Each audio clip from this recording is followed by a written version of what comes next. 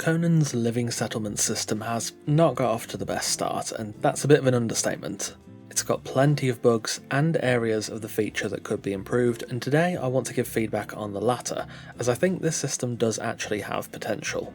Firstly though, we're just going to set some parameters.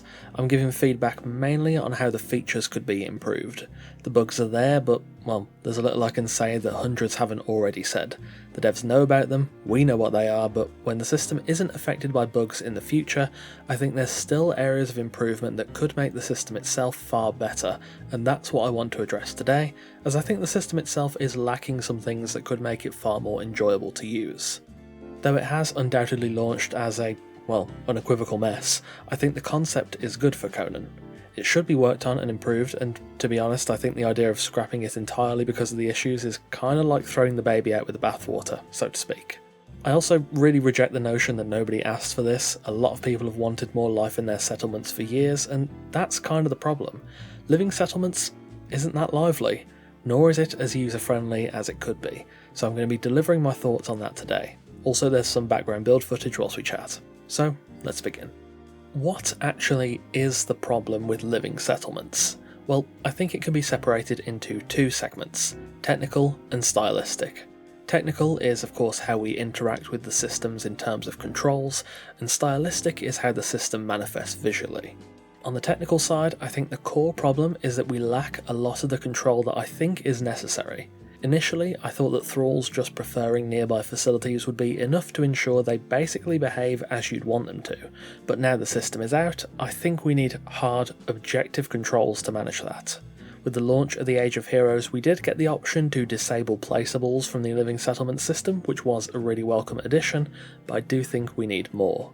We should be able to manage where thralls can and can't go, what they can interact with, how they should pass through your base, when they should do certain activities, so on and so forth. In terms of stylistic problems, they're a little more minor, but they're still there. Even when your thralls are working, eating, resting, etc., it doesn't really feel like they're doing much. It can kind of feel like they're just doing poses or animations as opposed to actually living their life. A lot of the solutions for that will probably come through the technical aspects, but also from dedicated ones that make animations a bit more stylised and alive. So how can these negatives be improved?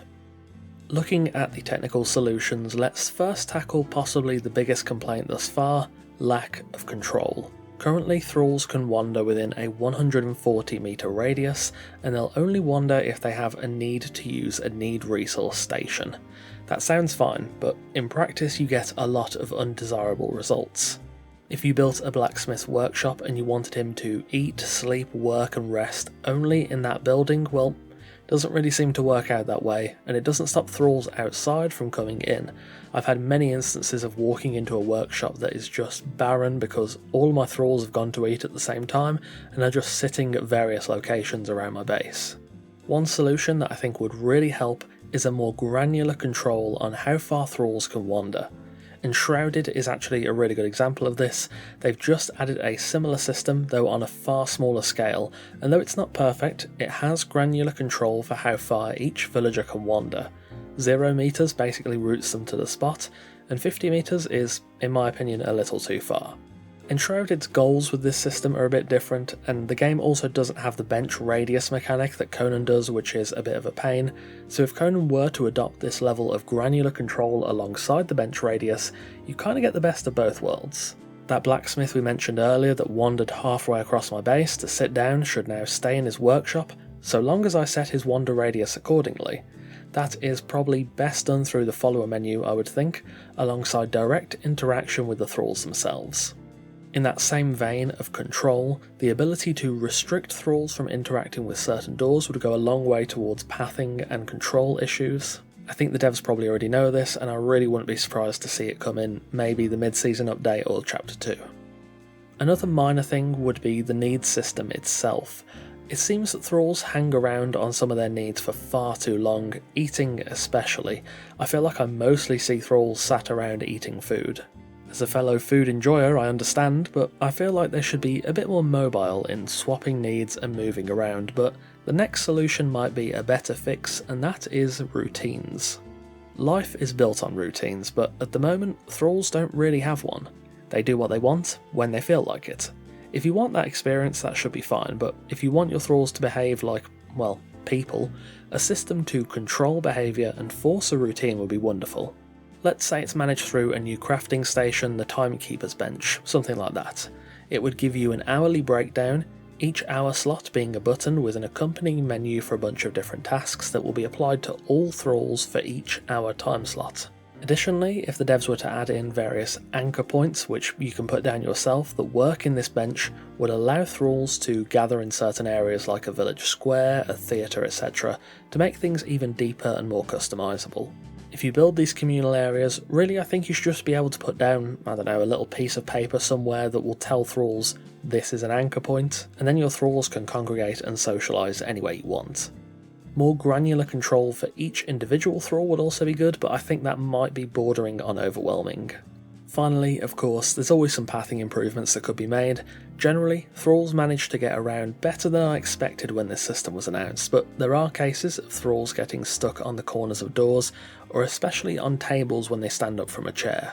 Better solutions are definitely needed to reduce as many sticking points as possible, and to ensure thralls can wiggle themselves out of a jam.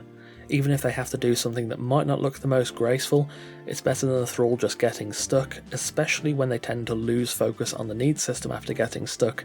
That latter issue is a real problem. Moving on to stylistic solutions, I do fortunately think that some of them would be remedied with the aforementioned technical solutions. Routines and finer control of wander radius would really encourage some more movement, fluidity, and logic in how thralls move around and act. However, I think there are some purely stylistic things that could be adjusted to give better results. The first of those is the actual animations that thralls perform. Most are fairly good, though thralls are still eating thin air out of their bowls. As good as a lot of these animations are, some extra alternative animations for each need resource would be really good to have so that thralls just have that option in what they can do. If you walk past a hungry thrall 100 times right now, you will see the same animation every single time. Let's say now that that's increased to 3 eating animations, each different enough from the other to be noticeable. Sure, you're still going to see the same animations, but there is at least some variety, and those smaller things do matter. Additionally, I don't know how feasible this is, but mobile animations would probably be the perfect solution. Thralls being able to work a station and eat are fine, but if a thrall is able to mix a potion, place it on their station, step back, grind up some herbs, then go back to mixing their potion, it would give it a bit more life. Though the new animations are good, they can feel very static and rooted in place, making things a little looser in that respect and allowing the thrall to not really wander but move a little bit more in their animation would go a long way towards making thralls not just feel like statues. Alternative animations in general are great across the board because it's just that much more variety. Similar to animations, this might be slightly technical as well, but we should have the option to override the need system with an emote. Sure, the point of living settlements is to have thralls walking around and such, but if you want your taskmaster to be leaning against the wall all day, or for a priest to stand on his altar 24/7 lamenting from his holy book, you should be able to do that. Currently, living thralls will ignore emotes as soon as they get a need impulse, which is basically constantly. People love animations on thralls, so even though most would probably want their crafters moving around, we should be able to disable that by putting them into an emote. My final point on animations is a simple one. Thralls exist almost in a bubble. They may sit around with other thralls, work beside them, but they're essentially isolated. They never interact aside from the odd occasion where they take the effort to path around each other and not get stuck. The game has multiple talking animations, so why not let thralls talk to each other? It can be added as a rest category need, socialising. You get 2 thralls, give them a space to meet up, and just have them talk for a bit. It's a small thing, as I think a lot of these stylistic presentation aspects are, but it would go a long way towards the ultimate aim of things feeling alive. As for the future of living settlements, I think right now the system is, outside of bugs, is probably at its least interesting phase of implementation. Much like the Purge rework implementation in the Age of War, it's a longer process that will take a few updates to be fully realised. Speaking of that realisation, there's an old developer video from 2017 by creative director at the time Joel Bylos, and he explained their vision for the future of Conan Exiles. One of the points in there was about living settlements. Some of the things mentioned in that video are a bit different from what we actually have in-game now, and current Associate Game Director Dennis responded to a post about the video on the forums back in August, and said the following in that respect. We just have to take everything in steps. There will be more to come for your settlements, and more to come even from the list in this video, but we can't dump it out all at once. We're doing logical chunks of additions to make things feel more alive and real, and Chapter 1 is just the first chunk. Clearly this first introduction is the foundation, and it's not the finished product as such, with more planned in the future. It's similar again to the Purge rework, how you had treasure, then the Purge rework itself, then the tavern, and then the new Purge waves. This will probably take the same format of the foundation and then a layer, another layer, another layer.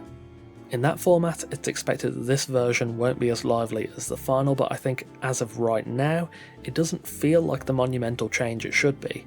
People have wanted life in their settlements for years. I remember reading comments about it on my videos back in 2019.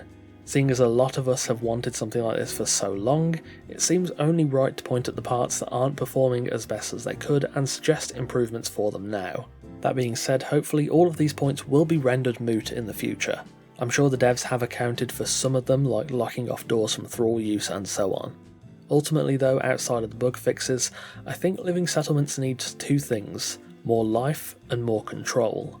I can see the vision of Living Settlements running on its own with no need for player interaction, and at first I kind of agreed with it, but having now used the system, I think that control would not only be good to have, but is borderline necessary to ensure we have the best level of granularity and, again, control over the system, and are able to tailor it to our wants and needs. Living Settlements as a concept hits on a lot of the criticisms of thralls being stale and lifeless that have permeated Conan discussion for years, and if the system can be improved and built up with the solutions I've put together here, I think it'll end up being far more satisfying for us to play with, and that is really the ultimate aim.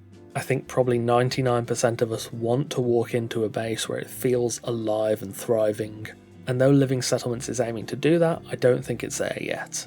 However, of course, these points of feedback are just my view, so as always, I would love to hear what you guys would like to see implemented and fixed for Living Settlements in the comments below.